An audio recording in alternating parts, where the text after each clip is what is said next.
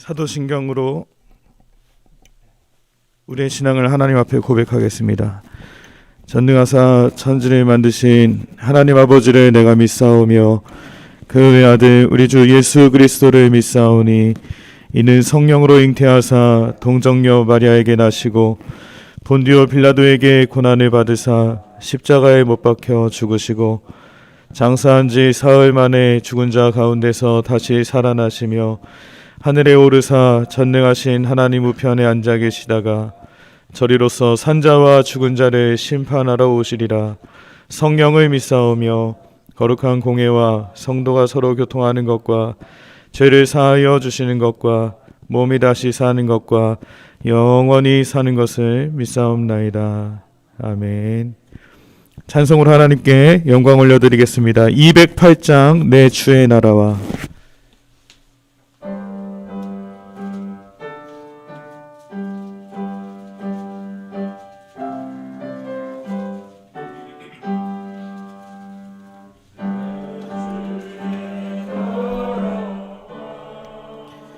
주 계신 성전과 주신 교회를 늘 사랑합니다. 내 주의 교회는 전성과 같아서 눈동자 같이 아끼사 늘 보호하시네. 이 교회 위하여 눈물과 기도로 내 생명 다하기까지 늘 봉사합니다. 성도의 교제와 교회의 위로와 구주와 맺은 언약을 늘 기뻐합니다. 하늘의 영광과 베푸시는 은혜가 진리와 함께 영원히 시온에 넘치네. 5절 하늘의 영광과 베푸시는 은혜가 진리와 함께 영원히 시온에 넘치네.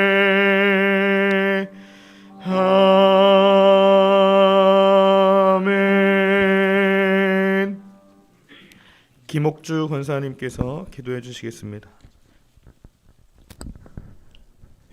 다 같이 기도하시겠습니다.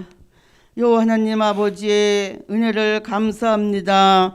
오늘도 저희들을 끊임없이 주님의 기도 자리에 불러주시고 아버지 앞에 고개 숙여 기도할 수 있도록 인도하시고 우리를 사랑하시는 주님 감사합니다. 이 자리에 기도의 제목 가지고 나온 모든 심령심들 위에 성령이 임하시고 역사하여 주시어서 그런 기도가 모두 아버지 앞에 연락되는 기도, 응답받는 기도가 되게 하여 주시옵소서. 아멘. 그래서 날마다 끊임없이 우리가 함께 모여 아버지 앞에 기도하고 간구함으로 말미암아서 하늘의 뜻이 이 땅에 이루어질 수 있도록 주여 도우시고 인도하여 주시옵소서. 저희들 연약하고 부족하오니 성령이 도와주시고 성령이 인도하여 주셔서 날마다 성령에 이끌려서 기도와 간구로 말미암아서 우리 하나님이 주님이 기뻐하실 수 있도록 주여 도와주시옵소서. 오늘은 우리 누디아 이스더 아버지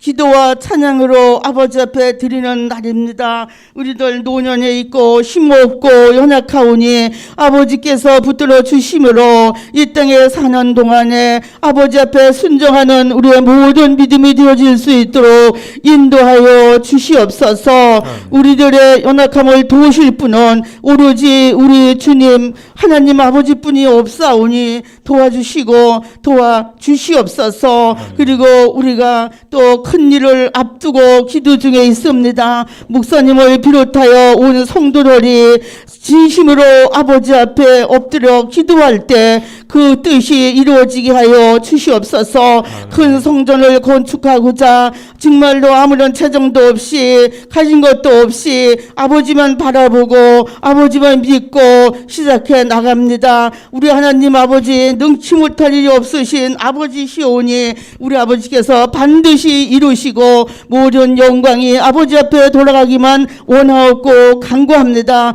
이것을 위해 날마다 눈물 뿌리며 힘쓰고해서 기도하시는 담임 목사님과 우리 부목사님 우리 성도님들 모두에게 은총을 내려 주시어서 힘 주시고 능력 주셔서 그 모든 기도로 말미암아 우리가 큰 일을 해서 그거 영광이 우리 아버지께만 돌아가게 하여 주시옵소서. 오늘도 우리 나라 민족을 아버지께서 불쌍히 여겨주시고 긍휼하게 주셔서 코로나가 속히 몰려가고 한자리에 모여 모두가 아버지 예비하고 친교를 나눌 수 있도록 주여 도우시고 인도하여 주옵소서. 그래서 우리가 정말로 기도함으로 가정이 살고 교회가 살고 이웃이 살고 아버지의 나라가 살고 세계를 살리는 우리 모든 기도의 용사들이 되게 하여 주시옵소서. 기도의 용사들이 되게 하여 주시옵소서. 이 기도 자리를 채워 주시옵소서. 우리 아버지께 부탁하고 간구합니다. 오늘도 말씀을 들고 쓰시는 목사님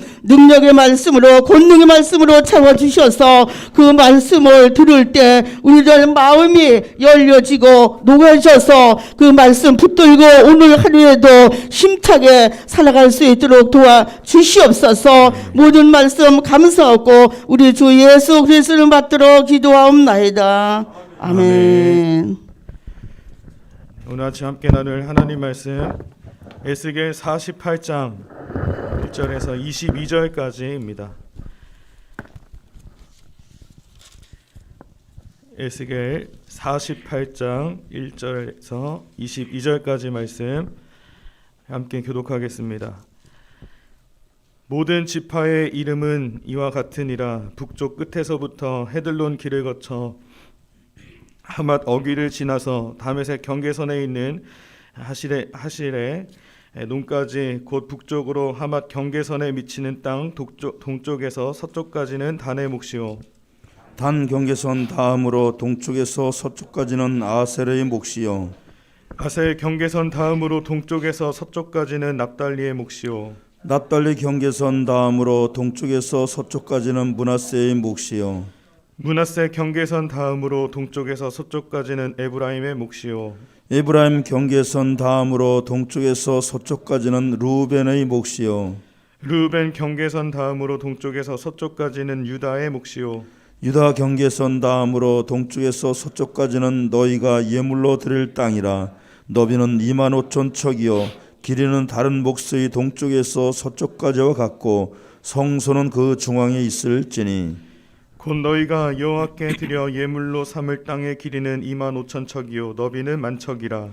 이 드리는 거룩한 땅은 제사장에게 돌릴지니 북쪽으로 길이가 25,000척이요 서쪽으로 너비는 10,000척이요 동쪽으로 너비가 10,000척이요 남쪽으로 길이가 25,000척이라. 그 중앙에 여호와의 성소가 있게 하고 이 땅을 사독의 자손 중에서 거룩하게 구별한 제사장에게 돌릴지어다. 그들은 직분을 지키고 이스라엘 족속이 그릇될 때에 레위 사람이 그릇된 것처럼 그릇되지 아니하였느니라. 땅의 예물 중에서 그들의 예물을 받을지니 레위인의 적경제에 관한 가장 거룩한 예물이니라.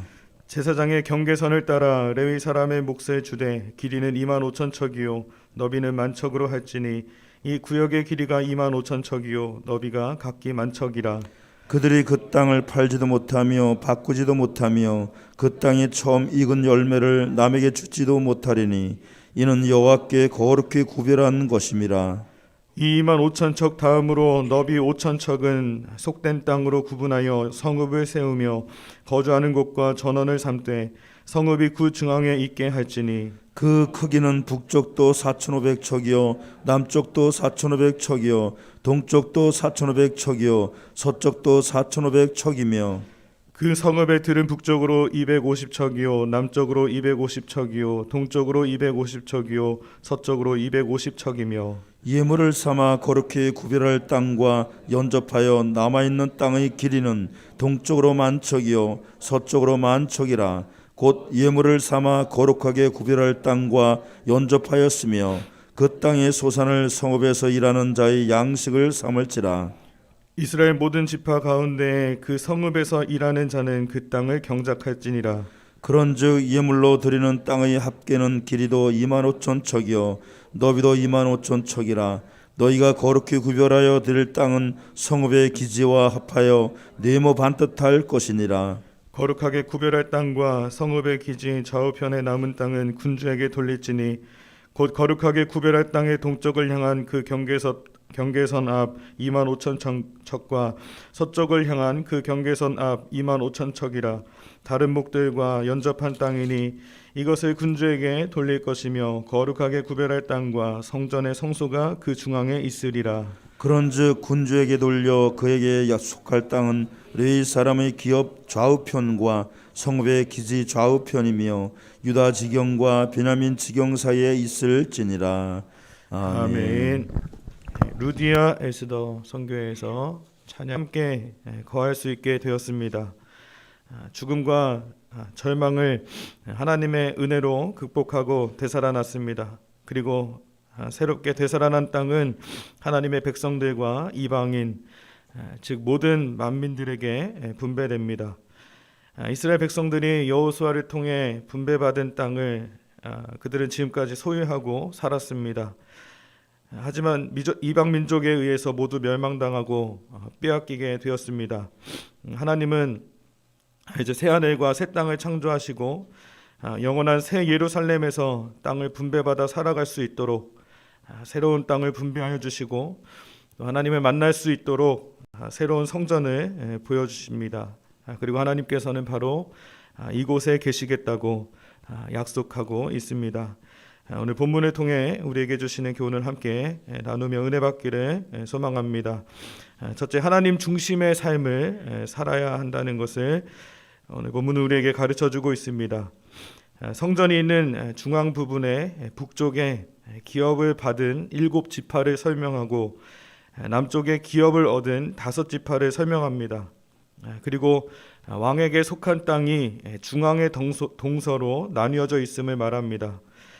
본문의 많은 부분이 중앙 부분에 대한 그런 말씀인데 중앙 부분은 사방 25,000척 약 12km 길이의 정사각형 형태의 땅으로 예물로 드릴 땅으로 구별이 되었습니다.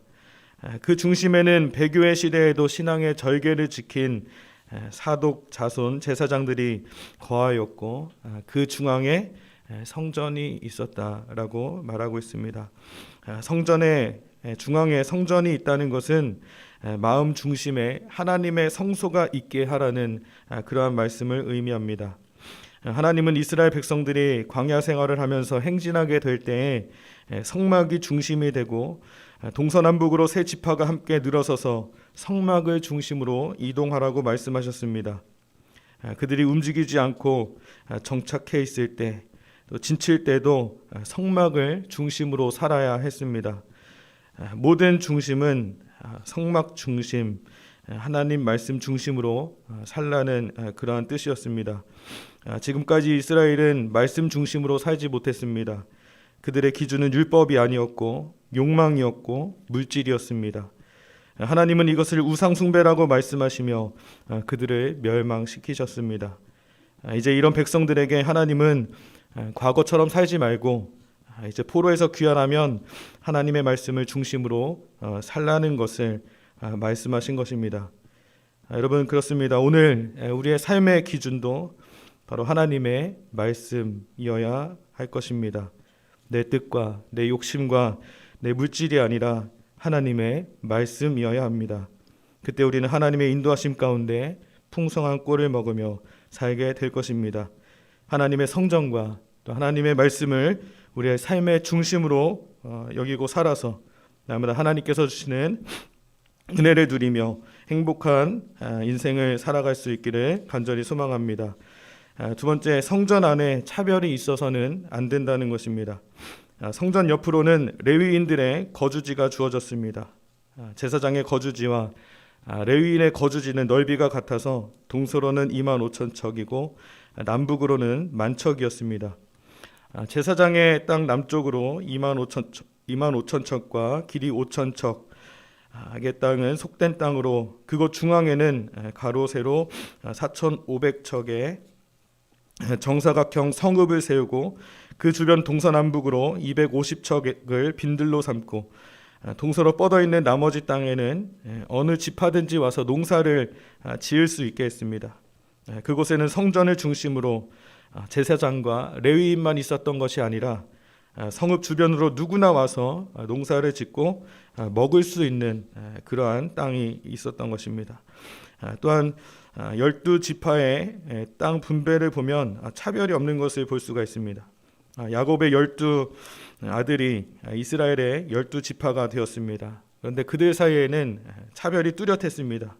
라헬이 낳은 두 아들, 첫 번째 부인이었던 레아가 낳았던 아들들, 두 여종 비라와 실바가 낳은 아들들 사이에는 미묘한 차별이 자리 잡고 있었습니다. 여종의 아들들은 12지파 가운데서도 차별받는 지파였습니다. 하지만 포로에서 귀환한 이후 12지파의 땅 분배를 보면 그런 차별은 찾아볼 수가 없습니다.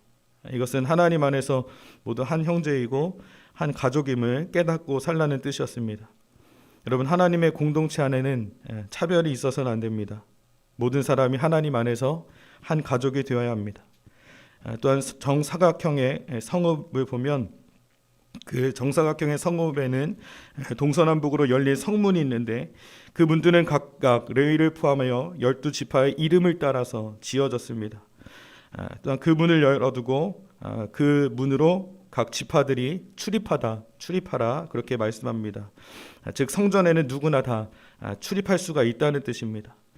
성전에는 차별이 없습니다. 모든 지파, 온 세상 모든 족속이 하나님의 성전에 출입할 수 있다는 것을 바로 성전의 열린 문으로 그렇게 표현을 하고 있는 것입니다.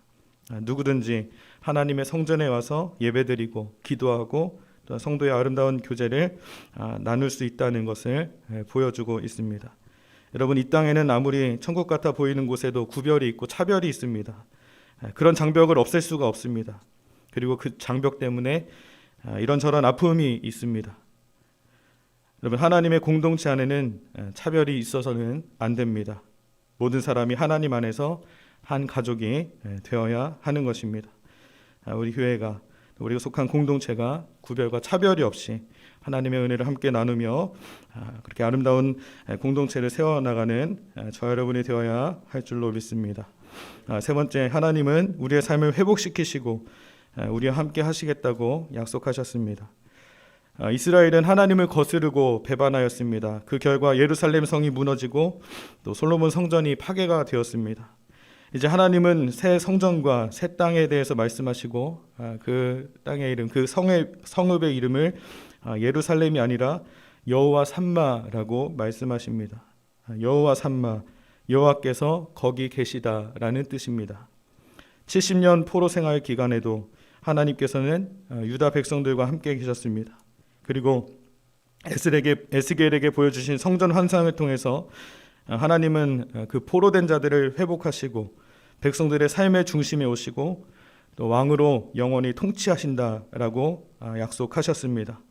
이 말을 들은 유다 백성들의 마음은 가슴이 뛰고 설렜을 것입니다. 위로가 되었고 또 소망이 되었을 것입니다.